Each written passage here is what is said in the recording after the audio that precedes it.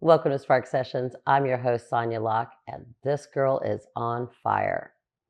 Today's guest is literally a game changer. Erin Hanson is the co-founder and CEO of Guardian Sports, the family-run business behind the now iconic Guardian cap. What started as a garage project, fueled by a mother's conviction to protect her son on the playing field, is now mandated by the NFL, trusted by 500,000 athletes nationwide, and is credited with cutting concussions during practice by nearly half. From being laughed out of the NFL boardrooms to winning EY Entrepreneur of the Year, Erin turned a simple idea into the most significant innovation in safety football has seen in decades. And Guardian Sports didn't stop there. They reimagined lacrosse with the Pearl Ball, and they developed safer, cooler turf infield to protect athletes across every sport. Erin isn't just building equipment. She's changing culture and continues her mission-driven innovations to protect athletes at every level of the game.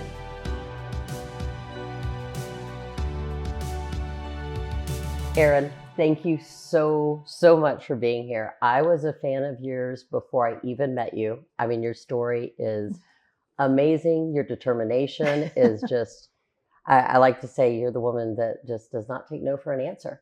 And you do it. And I mean, all the accomplishments that you've achieved and just protecting our kids is just wonderful. Thank you so much. I cannot wait for everybody to hear your story. So cheers. Cheers to all of your successes. So Erin, let's start with what I like to call the roots to rise or the early spark. Where did you come from? Where you come from entrepreneurs, or how did you lead such an innovative company like this? Yeah, so my background was I was raised very middle-class family in Cincinnati. My dad was actually the grandson of a coal miner, or son of a coal miner, so I'm the granddaughter of a coal miner. And so my grandpa, they had 8 children in my dad's family, and he had to figure his way out of the mines. And so with a football scholarship to Purdue, that's how he changed the trajectory of his family. So he got his degree at Purdue, and then he went on to get a master's in finance in Cincinnati, which was exciting. My mom, very sad upbringing. Her dad left when she was 5, and she kind of had to figure out her own way too. And so I came from 2 parents that really led a great example of grit, hard work, determination, and service. My mom had us signed up in the grill as candy stripers when I was 11 years old. So I was working at the grill at the hospital after school every day. And those were our service hours. So she put us in positions where we had to figure things out and work hard. And I think above all, education was just so important to them. Yeah. As a means to rise above where you currently are. And what about your education? Because you didn't start out being this fabulous inventor. What were you? Educationally, my mom was just so strong on education. I had a sister who was at a Hebrew preschool. We're not Jewish. I was at a Catholic middle school. We're not Catholic. She picked the best place for each child, and she really tailored our education to us. And I know when I was in 4th grade, I went home for the Christmas holidays, and she said, we don't think you're challenged enough, so when you go back, you'll be in 5th grade. I said, Oh, okay. Imagine that. So she put me in situations where I really did have to believe in myself and figure things out. And so I was able to have an accelerated path. I left high school when I was 15. Wow. Yeah. So I was really young. And so my parents said, hey, if you're going to go to college at 16, you're going to stay local. So I went to Agnes Scotta Women's College my first year.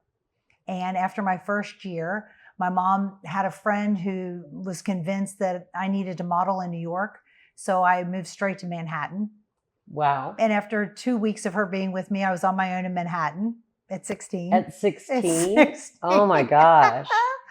I lasted maybe 3 months, and they wanted me to go to Milan. And I said, I'm not going to go that route. I don't want to live with a photographer and figure things out that way. So I went back to school. And I was at Auburn for close to a year and said, you know what, I'd rather work and school be more of a nighttime kind of thing. I really had that bug to create a life for myself. And so I finished up at Georgia State. And how old were you when you kind of started that path? Well, I got married in the middle. So I got married at 19. Oh, wow. Very young. My husband was a chemical engineer at Georgia Tech, and he was graduating and moving to Charlotte. And we were not going to be separated, and we weren't going to go unless we were married. So married young. And so when I finished up my education, we had moved back to Atlanta. So I was 21. Oh, wow. I had a lot you of had a long twists and life turns. At 21, like you just like, right? You were in New York, you were in school, you were married, and then you have a big family as well, right? Right. How many kids do you have? I have 5. Oh, wow. I have 5 children and 10 grandbabies. Oh, my goodness. Yeah, we started young. I was 22 when I had my first. So we were pretty young. That's amazing. So what do you feel like how your incredible trajectory starting out so young shaped you to have the guts to kind of, I guess, start your own business? And it amazed me that my parents felt like I was ready for all they felt like I was ready for. I think when your parents see even more in you than you see in yourself, you're like, well, if they think I can do it, obviously I can do it. And so I was just very, very grateful to them for letting us be independent and forge our own path. I think that went a long way. Yeah. And you were a teacher as well, right? I was. I wanted to go into the business world, but when we decided to have a big family, I said, you know what? I want my schedule to be on my children's schedule. So I loved math. And I thought, you know what? I'll be a math teacher. Yeah. And that way I'm off when they're off. And when they're off on the summers, I'm off. And that was just a decision we made just to have a really quality family life. That is really amazing. So how do you think that math, I guess being a math teacher, also shaped how you are as a business leader and working with kids? Let's think about all of your employees are probably like kids to you as well. But like, what do you think that kind of taught you? I think I was 21 when I had my first classroom, and they put me in a trailer on a back lot that was a blank slate. So you have to build that culture. You have to set your classroom up. You have to set the tone. You've got 30-something bodies each class period that you have to figure out how to motivate them, how to, sharpen the skills, how to soften some of the sharp edges on the ones that, want to try to get away with things. And I think it's just a lot of personalities and dynamics. And I think that when you have to organize and you're basically coming up with a new presentation every day. So you think about it, every night you're preparing a presentation for the next day. So I think a lot of those skills really translate to the business world. Yes. But you kind of started a little bit late in the business world. At 40, you just started a whole new career because I guess you hadn't pivoted enough at that point, right? Well, I think with 5 babies, I was all in. Yeah. And so I was equally as, gung-ho on their education as my mom had been on ours. And so I was heavily involved in the schools and vice president of PTA and redistricting committees. If I'm going to be a part of it, I'm going to be all in. And then I had 5 children in 4 different schools and felt like that was really tough on family life and, dropping them all off and picking them all up and going in different directions. And so I decided to homeschool. Oh, wow. So I pulled, the oldest stayed in school. She was a junior in high school and editor-in-chief of yearbook and cheerleader. She wanted to stay. But the other 4 came home with me. Oh, wow. So I homeschooled for 4 years. And I guess you obviously homeschooled very well because they all end up going to like fabulous colleges and having great careers, right? They fired me after a few years. I got them. Alex graduated homeschool and went on to Georgia State and became an accountant. But she was dancing 4 hours a day. That was kind of her passion. And then the next 3 were home with me for a couple years after that until they decided they wanted the whole high school experience. And so I said, good, let's find a school. I need you to call around, set up tours. Let's do interviews. They were in charge of starting the whole process. And so you obviously instilled that same value in them. Sure. And so those 2 left. Jake stayed behind 1 more year, and then he decided I was boring without his sister. So he left me too. And that's when, they all ended up having different paths for sure. Yeah. So your son Jake, that was kind of almost the inspiration, right, for Yes. Guardian Cap, and you guys started your first venture, which was actually called Protect Our Children, right? Right. Right. So That was what did you see missing that you just knew you had to solve? Well, we had a material science company that Lee had started called the Hanson Group. So Uh-huh. we did material science solutions through chemistry for really big corporations, the military, things like that. So someone had approached him to make the hard shell helmet flexible. And when that was not a hit and that was going nowhere, that's when we knew too much about head injury. And at the same time, our son was starting to play football. So that was kind of the whole seed behind it. Oh wow. Okay. So how did you know so much? So with the I guess the hard shell trying to make it flexible, what did Yes. you learn about head injuries and what was being done or not done? I Right. guess. We just learned that, the hard shell came about because there were deaths on the field and there were players dying of skull fractures. So the first hard shell helmet was created to address skull fracture. It had nothing to do with protecting the brain Wow. whatsoever. And we thought, now that we know more, we need to do more. And that's when Lee said, he worked with this other gentleman to flex the shell, but it was too ahead of its time.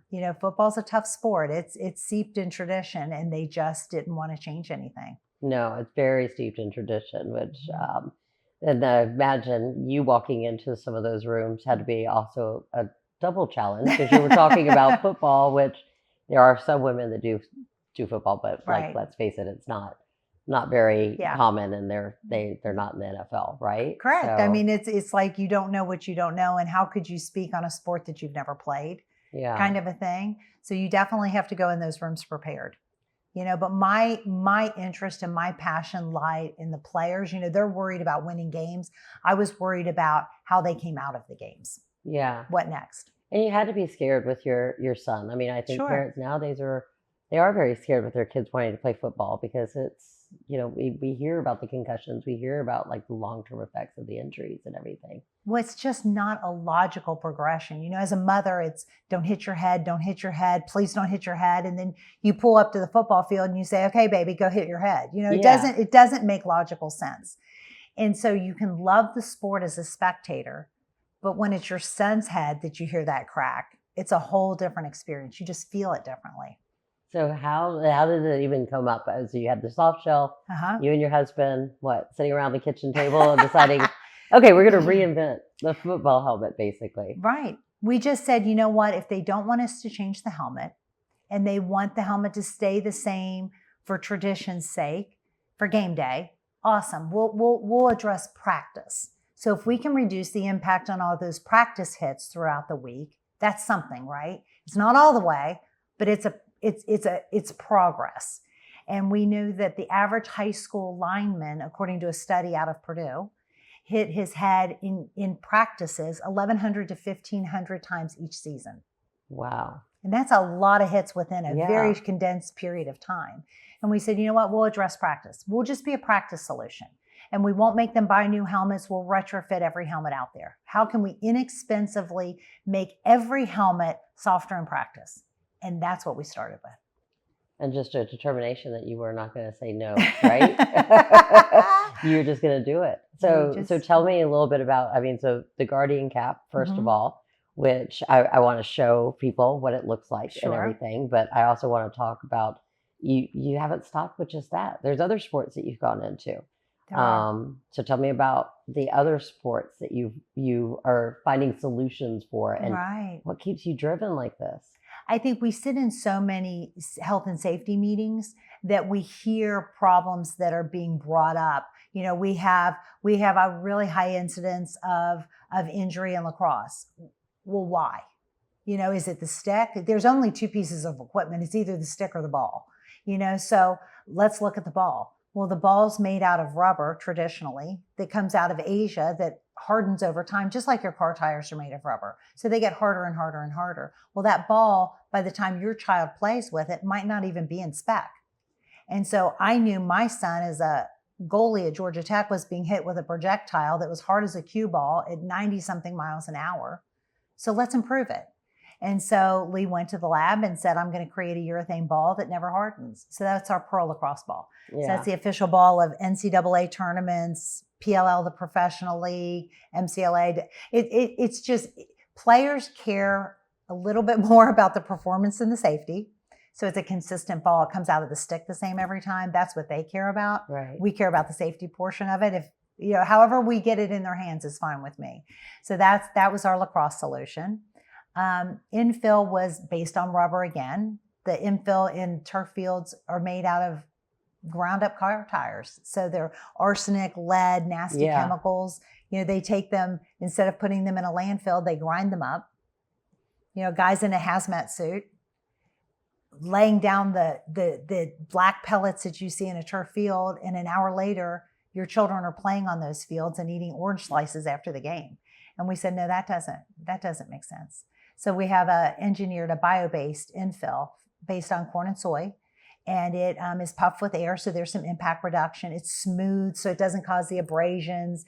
It's closed, so it doesn't absorb, all the sweat and blood or whatever's on the fields. And it's puffed with air, and then it has a reflective agent that keeps the fields about 30 degrees cooler. So it's just taking something that's just the status quo that people just don't even think about.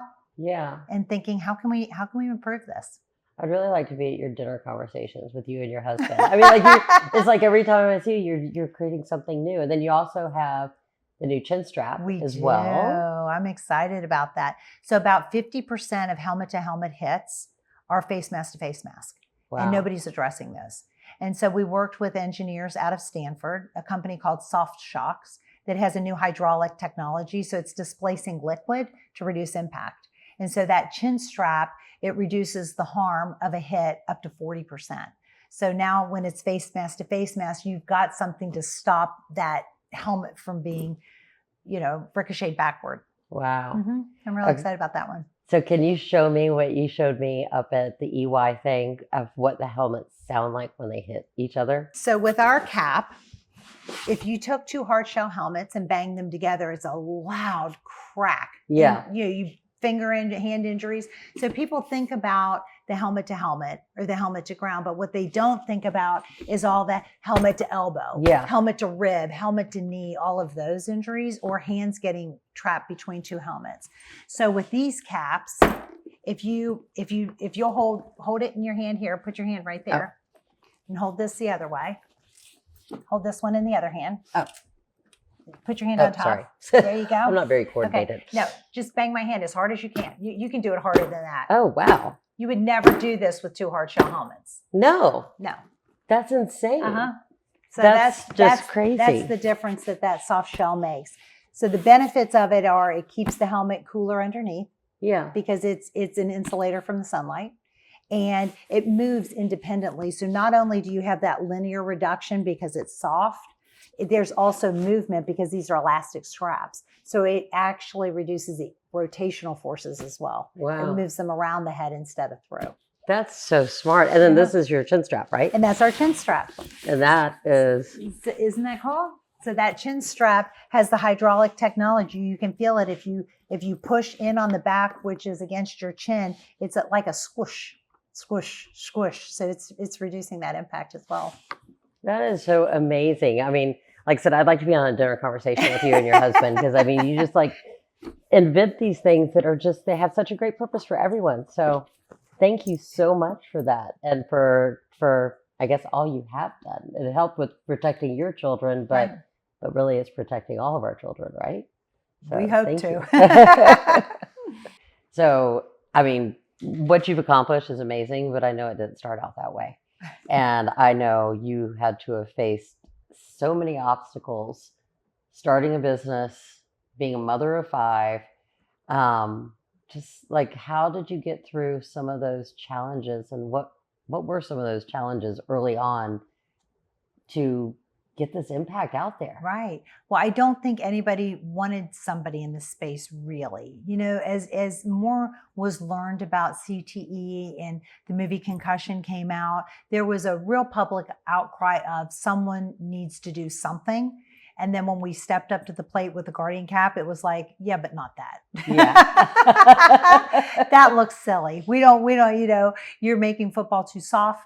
You're sissifying the game of football. Football's a tough game. I got my bell rung 100, it was that kind of thing. So it was pushing through all of that was a real challenge for sure. And how did you walk into those rooms? I mean, like I said, you're a beautiful woman, obviously, but you're walking in to a whole bunch of tough guys, probably, ex-NFL players and all that. And they're, calling your little invention a condom cap. The condom cap, mushroom head. We've heard it all. We have heard it all.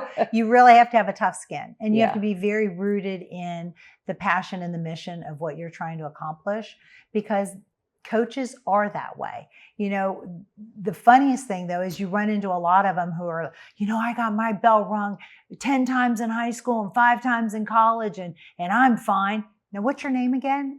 So that they've got repercussions from playing the way that they played, but they want to be tough guys. Right. And you have to say, you know what? It's not okay. It wasn't okay for you, but now we know more. So it's really not okay for kids these days. We have to be able to retain the sport that we love so much, but do it in a different way. Yeah. But I mean, how did you keep that conviction going, knowing that you had to do it? I mean, because you bootstrapped this. This wasn't you bullheaded. My dad called it bullheaded, stubborn as a mule, you name it. All of those attributes that are assigned to you as a child that feel so negative are really positives when it comes to what we had to do to accomplish what we wanted to accomplish. And it was just, if you feel that way, that's fine. I'm going to find somebody who doesn't, and you're going to come around eventually, because you'll see. Yeah. You'll see. You don't know what you don't know. You'll see. And I do think that our strengths our weaknesses are usually our strengths. And that's where it's like learning how to own that. Yes. And using that for your power. So yes. How many no's did you get along the way? Oh my goodness. Oh my goodness. So many no's. So many. Football in Texas, those were our worst shows. My husband and I showed up and we were like, we're going to be laughed out of this. They wouldn't even stop at our booth. There were lots of points and laughs and you got to be kidding me. And there was a lot of that. But, we had enough yeses and enough feedback to know we were making a difference. And we just decided we had to wait the rest of them out. Yeah. When I always ask everybody this, when did you feel like your passion met your purpose?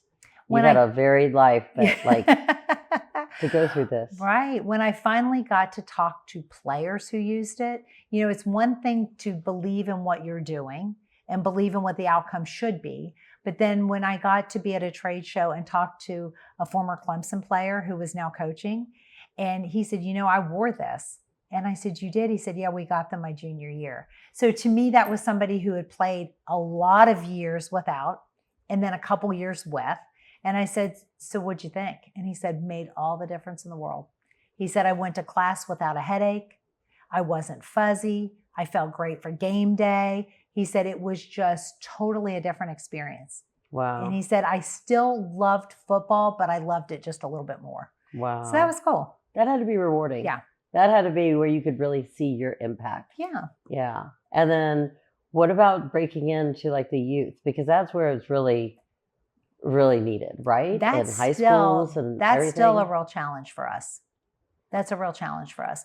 We've had so much acceptance. The NFL mandated our product in 2022. So you get to see all of the practices of these NFL guys wearing it. Yeah. And we're on 24 out of the top 25 college teams. So Wow. we've had a lot of success at the upper levels, even though that's not what we started out to do. Yeah. That's just the way it ended up happening in high schools. But the major helmet manufacturer really pushes back against us in youth. So we're having a heck of a time with youth. And that's where it's probably needed the most. That's where we believe. Yeah. That's that young developing brain. But they do a lot of threats around, we may or might void our certification. We may or might void our warranty. A lot of those kind of threats that the legal teams at the upper levels can see straight through. Right. It's a court of law that determines liability, not a manufacturer.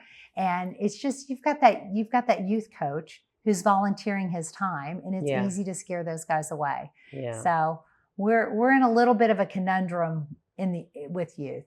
Well, I kind of see that you like challenges, so Yeah. I think that's we're working. That's your next one, right? Working on it. Yeah, we have to change some of the language around the standards that have been put into place for quite a few years. It's unfortunate that the number one helmet manufacturer would prioritize profits over youth safety. Yeah. But it's what they're doing, and they're able to get away with it. And so we're working on it. And I think you're the opposite. You started with a mission. Right. It wasn't about profit. It was a mission. No, we sunk your son and everybody else. Yes, we sunk hundreds of thousands of dollars in research before we even put it on the field, because our whole line of reasoning was, look, we're going to prove it doesn't hurt, and it might help, and we'll start from there. And so if anybody at any point along the way tells us, hey, but it's twerking the neck, but it's adding, we'll close up shop tomorrow. We don't need this. We had a really thriving company. This was our mission, give back. And it's like, if we can help, we're going to help. But if we're shown to hurt in any way, we're done. And so, it was never about money. It was never about profits. The Hanson Group funded Guardian for a decade. Yeah. We weren't making money. People say, oh, you're, on a sailboat somewhere off the backs of kids. It's like, no, we're really, no, we're not. No, we're not. Yeah. No, it's a huge investment that you have to put into and something a huge risk. That. Yeah. I mean, like, you had a livelihood, you have a family of 5 and 10 grandbabies that, you're providing for. Right. And you're taking all of that and sinking it into a business that you believed in. Right. But no one else was listening. No. We had I had raised 5 children, and I thought, you know what, we should be going on a cruise somewhere. Yeah. Do I really want to do this, God? Do I need to do this? Are you sure somebody won't take it on? And at the same time, in 2011, right before our first cap was sold in 2012, in 2011, we were getting everything ready to launch in 2012, still not quite sure we were going to go through with it. And that's when our daughter was diagnosed with brain cancer. Oh my God. So that was a real, that was, in our mind, it was just one more indication that, we need to protect the brain. We got to be protecting that brain, and we're going to go forward. So, we were determined. You turned, not only a challenge, but just a life block that comes up with your child, to really trying to help others as well and protecting that brain. Yeah. Yeah. They should gave her a job. She got to be our accountant. So she was going through chemo and radiation, and she was our first accountant. So you know what? God has wonderful plans. We got to be with her all day, every day. If she looked tired, we'd tell her to go lay down and rest. And here we are 15 years later, and she has 3 beautiful babies. And she launched our infill division, and she sold millions of pounds of infill to make fields better for kids. So it all works out. You just got to get through it. Yeah. So what's some of your tips? Because that's really, trying to talk to our listeners. There's a lot of people out there that have an idea or have a passion or know they want to do it, but afraid to take that leap. How do you get through those challenges? Self-funding it, getting through it, having a family, as well as having a family illness and stuff as well. That's devastating. Right. How did you get through those challenges? We've always said, one of our family mottos came to be that when ordinary people answer God's call, extraordinary things happen. Oh, that's beautiful. And so we just answered that call. And honestly, we promised and prayed that we'd show up every day, and God opened the doors that needed to be opened for us. And so, as Guardian was struggling to get off the ground, Hanson was becoming even more successful. And so it all kind of worked out, but not without a whole lot of hard work. No. You do have to show up. Yeah. And you have to go on those trips that you don't want to go on, and meetings that you don't necessarily want to have. And you have to write a whole lot of emails. Yeah, I bet. And perseverance. And I can't think of a better name than Guardian. I think that's the perfect name. Yeah. We wanted it to be, a protector, and it's reflective of our faith. It's like a guardian angel. Yeah. And the logo is the wings. And it's just, that was important to us. No, I think it's a perfect name. I like Protect Our Children as well, I but did too. Well, Guardian is protecting our just children, there was a Swedish helmet company that asked us to take the POC off. So that's what happened with well, that. see, that's also faith that There gave you you go. that you had to get something else. And I think Guardian is the perfect name and the perfect. It's You true. are the guardian of the brain and of the children. That's So what we're I love trying. that. Thank Yes. you. So I think this leads to kind of the bigger question. We've talked about it before and like how concussions are so prevalent and what reductions that you've had. But you know, football is such a tradition. We live in the South, so we are SEC, and I mean, every Saturday is kind of a religion down here, right? In itself. But in a sport so rooted in toughness and tradition, what happens when you say that things have to change, when you have to demand innovations to change it for the better? And then how do we get accountability in the sports industry? Right. You know, right. That's a big one. It's really difficult. You know, you have to have those leaders in sports. Yes. You know, you've got to have those few people that will stand up and say, we're going to do this differently. And I care more about my players' health and safety long term than anything. And I'm willing to make a change for that. And we had a few leaders, a few pioneers. You know, South Carolina stepped up to the plate. They were our first college team. And they said, we're going to do this differently. Dr. Guy was in charge of their health and safety. And he said, this thing makes perfect sense to me. So it took one. And then the coaches from South Carolina saw such benefit to their players. Then as they moved from team to team, they seeded other teams with it.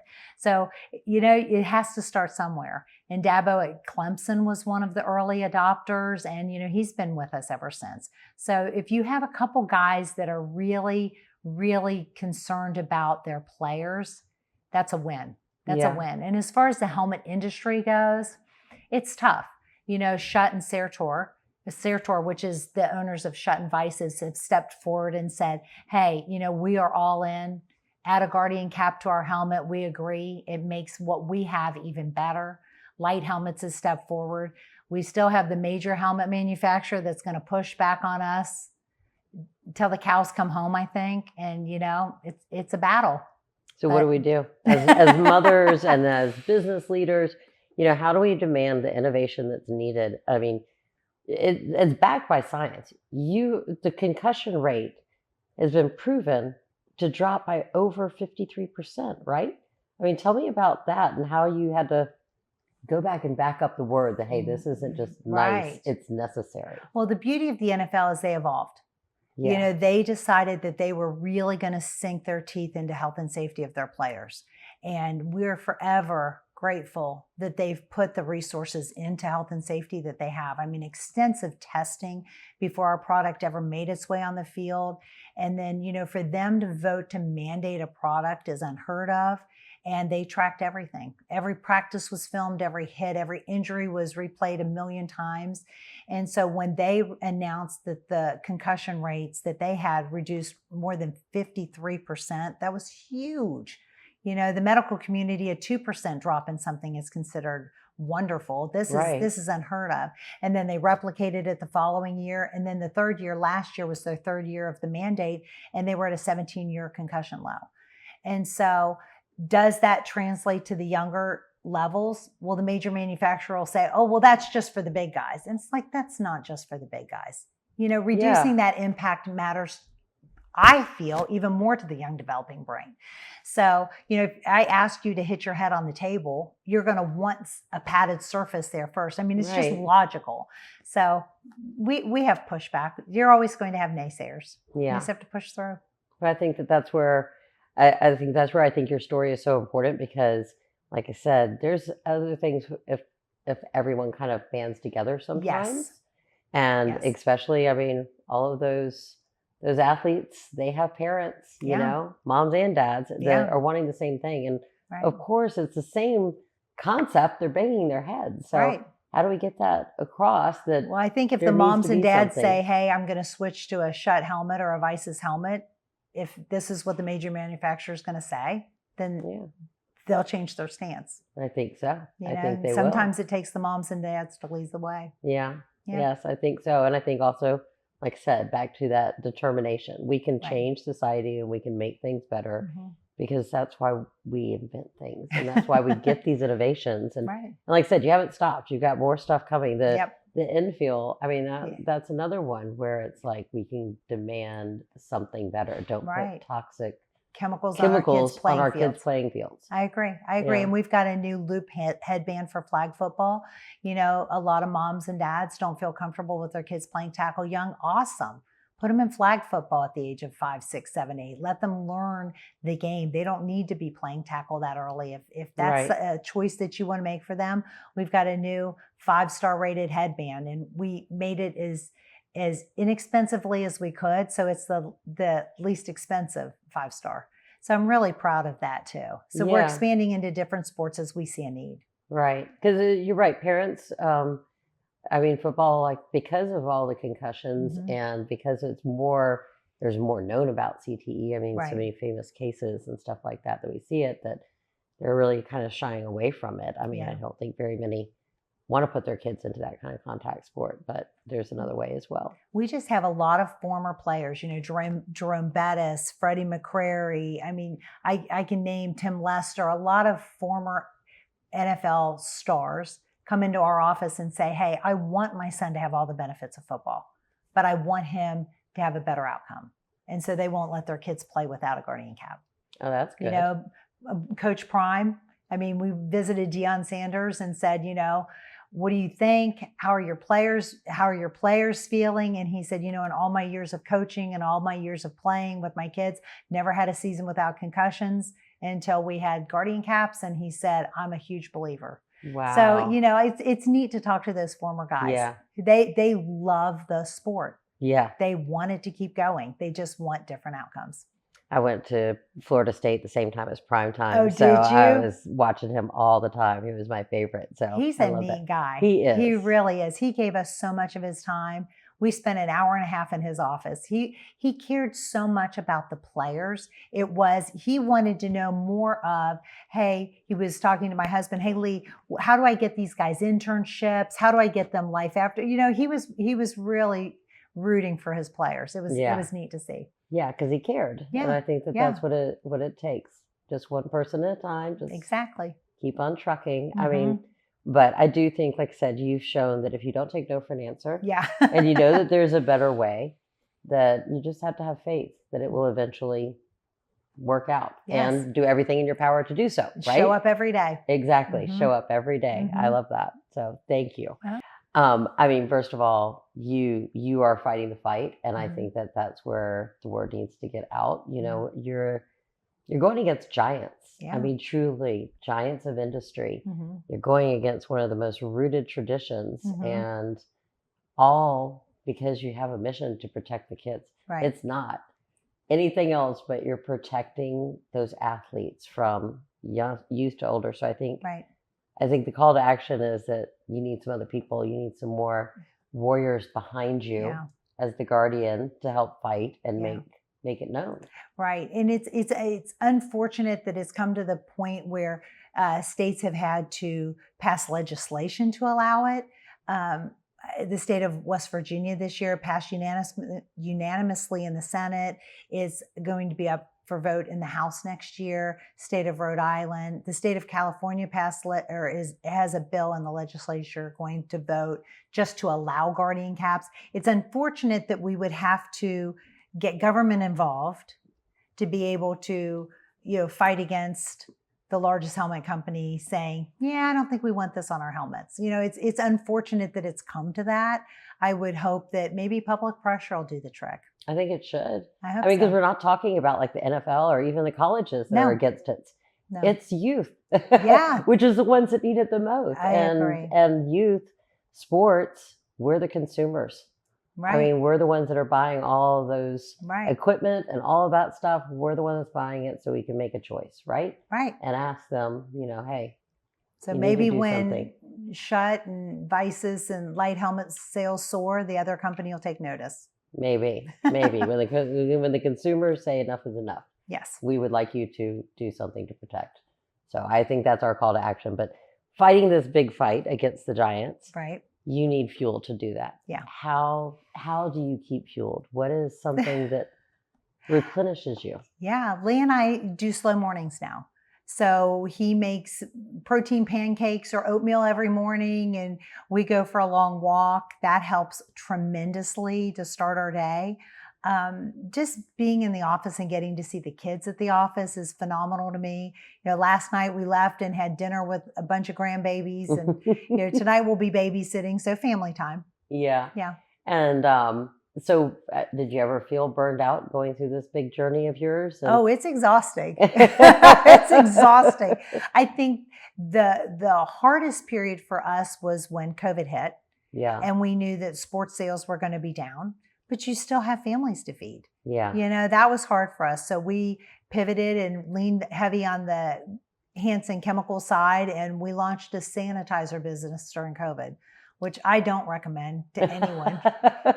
Sourcing bottles and caps and jug pumps and working with the FDA and testing and bottling and shipping. It was insanity, but we felt like we could help our community and save the companies and feed families, and so that's what we did. So we haven't had a lot of restful times over the last 15 years, but we figured it out. So in other ways, the way you fuel your fame is to come up with another challenge that you must have, right? I think a lot of gratification comes from serving others. Yeah. And I think that when you've got a purpose in it, it really helps. Yes, I definitely think you are the definition of when passion meets purpose. And I know, like I said, you really did care for your families, of your employees, because I remember you didn't shut down. No, I would have much rather been watching Netflix and eating pizza. I did not want to launch a business, but we did what we had to do. I think that's your conviction. I think it's probably your faith, and you have a guardian that's definitely pushing you. I must.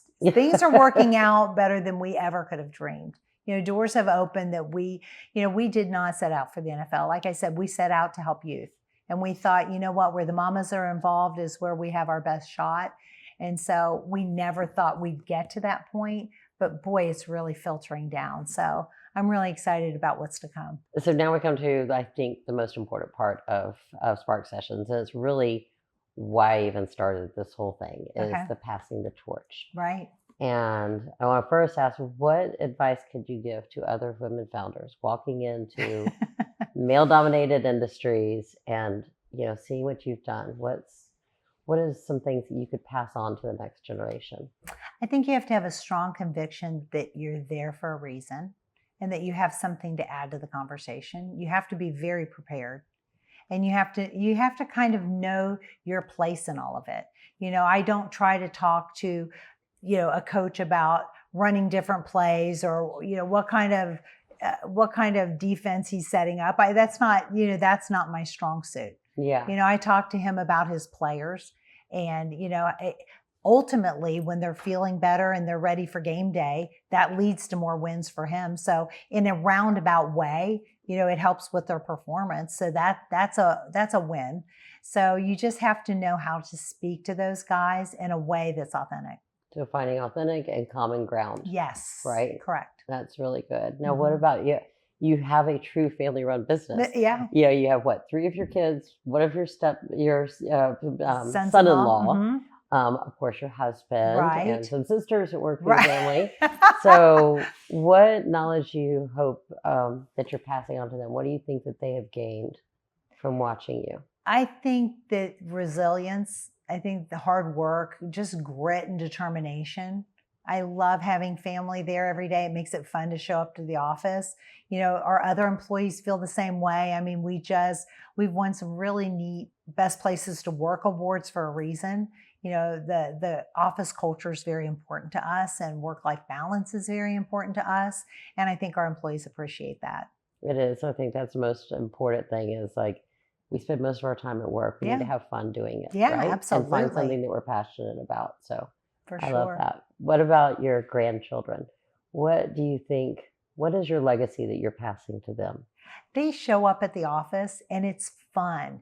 We let them pack boxes. If they want to pack boxes, they get to ride with us on the forklift. They see a business, an operational business. and that's fun. Jack, Alex's 7-year-old, was there the other day sitting in her office. He had a day off of school, and he sat there and packed infill samples. And he said, Mamie, I did 130. How much will you pay me for each one? And then he did the math to tell me how much I owed him.